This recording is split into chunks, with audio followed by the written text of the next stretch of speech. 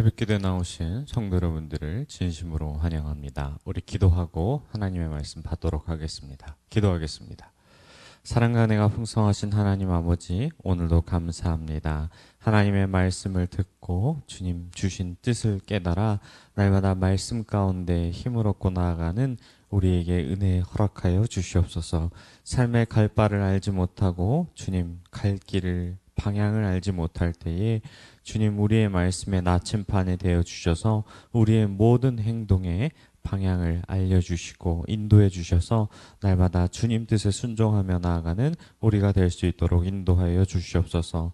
우리는 주님의 백성이오니 주님의 말씀에 귀를 기울이고 더욱더 삶 가운데에 순종함으로 나아가는 많은 열매들이 맺힐 수 있도록 인도하시고 보호하여 주옵소서. 또한 이 시간 간과하고 소망하는 모든 것을 주님께 아뢰오니 주님 들으시고 응답하여 주시옵시고 우리에게 가장 좋은 것인 성령을 선물로 주셨사오니 성령 충만한 오늘 하루가 될 수 있도록 인도하여 주시옵소서.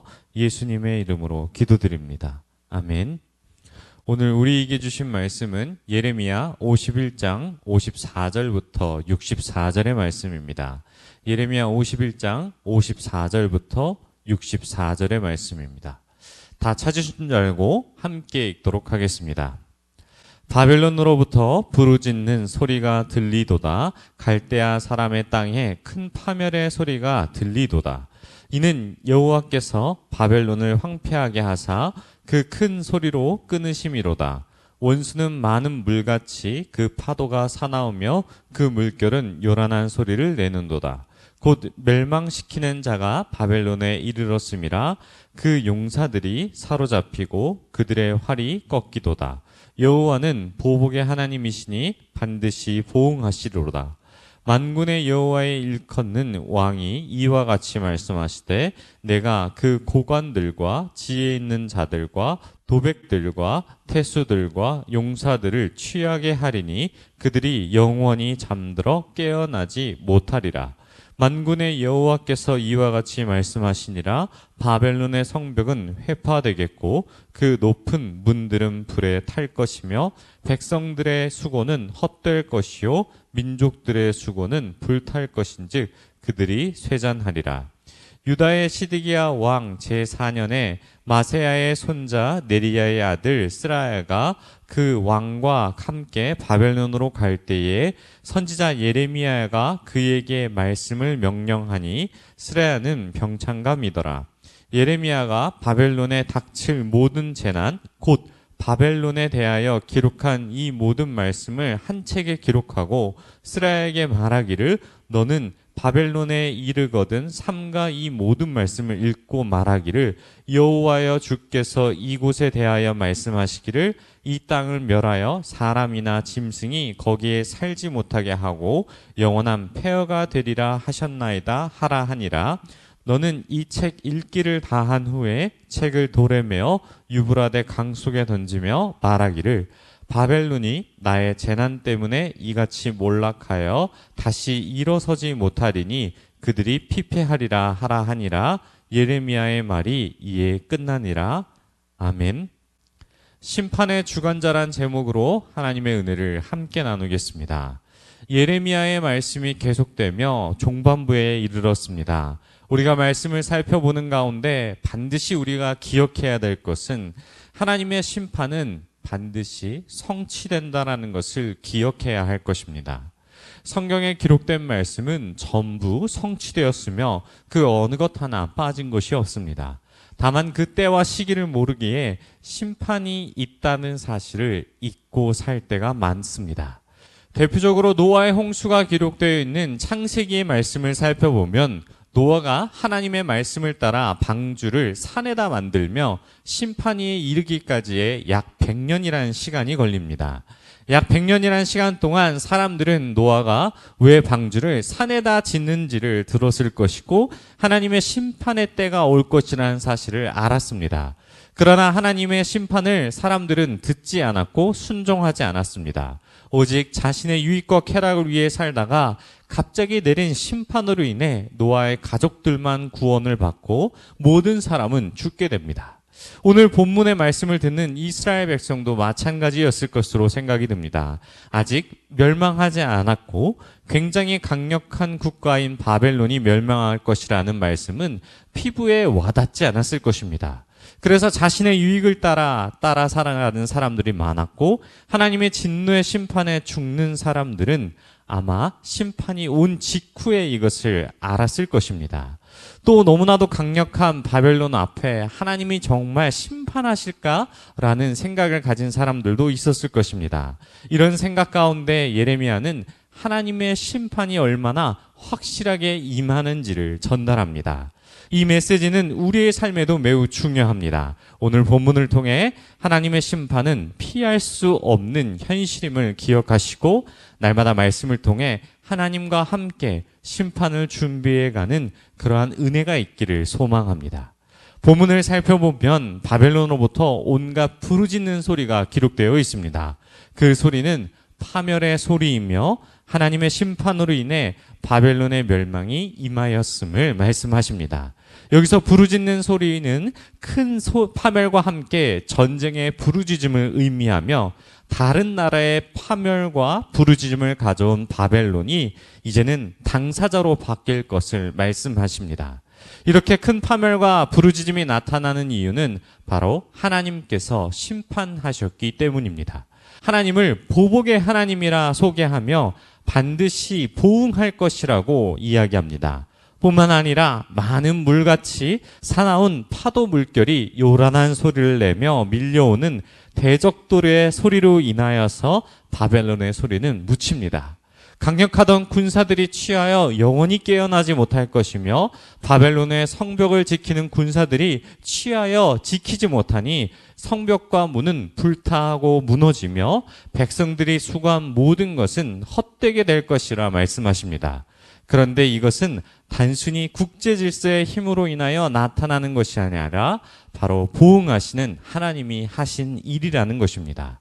계속해서 말씀을 살펴보면 59절에 하나님의 예언하신 말씀이 언제 전달되었는지를 명확하게 기록하고 있습니다.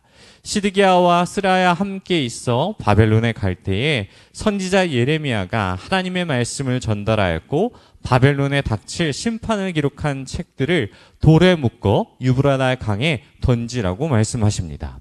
왜 기록한 책을 읽게 하시는 것이 아니라 돌에 묶어 강에 던지라고 말씀하셨을까요? 그 이유는 바벨론이 물속에 잠긴 책처럼 다시는 일어나지 못하고 피폐해질 것을 상징적으로 보여주시기 위함입니다. 말씀을 자세히 잘 살펴보면 다소 아이러니한 상황입니다.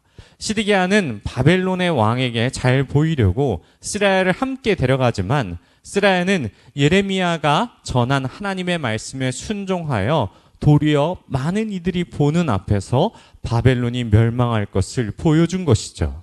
만약 스라야가 말씀에 순종하여 이것을 행동으로 옮긴다면 자신의 목숨을 건 순종이 되고 말 것입니다.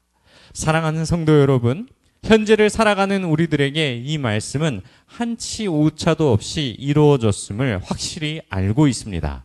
바벨론의 멸망은 하나님이 온 세상의 주권자이자 심판자이심을 드러내는 것이며 하나님의 심판이 왜 필요한지 또 어떻게 확실하게 나타나는지 하나님이 보여주시고 이뤄가시는 것을 보여주는 예입니다.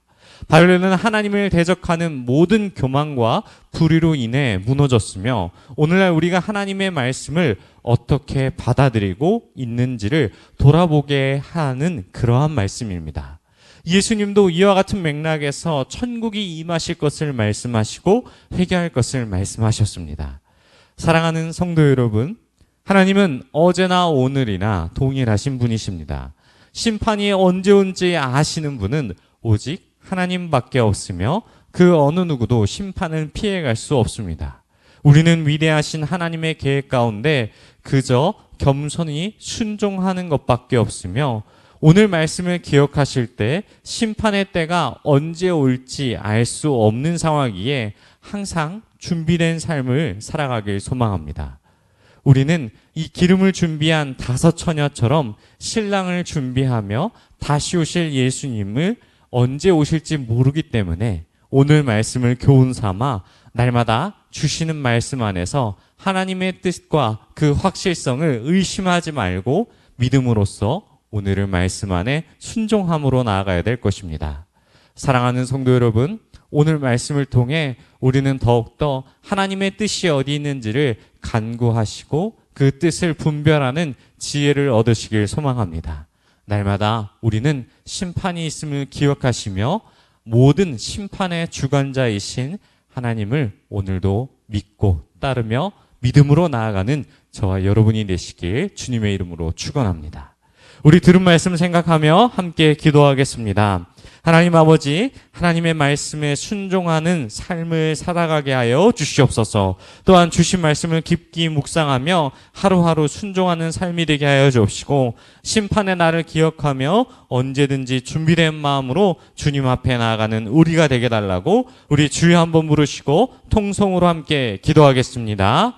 주여, 하나님 아버지 붙잡아 주시옵소서. 말씀을 듣고 결단하여 믿음으로 나아가길 소망합니다. 하나님 심판의 주관자이신 주님의 말씀을 기억하며 우리에게 항상 심판이 있음을 기억하게 하여 주시옵소서. 종말의 때를 살아가며 하나님의 말씀에 순종하게 하여 주옵시고, 거짓된 것에 현혹되지 않고 오직 주님의 말씀 가운데 그 뜻을 생각하며 기름을 준비한 다섯 처녀처럼 신실함으로 순종함으로 나아가는 우리가 될 수 있도록 인도하여 주옵시고, 연약한 우리들의 마음 가운데 믿음의 믿음을 더하여 주옵시고, 심판의 날을 기억하며 준비된 마음으로 하루하루를 살아가는 우리가 될 수 있도록 인도하여 주시옵소서.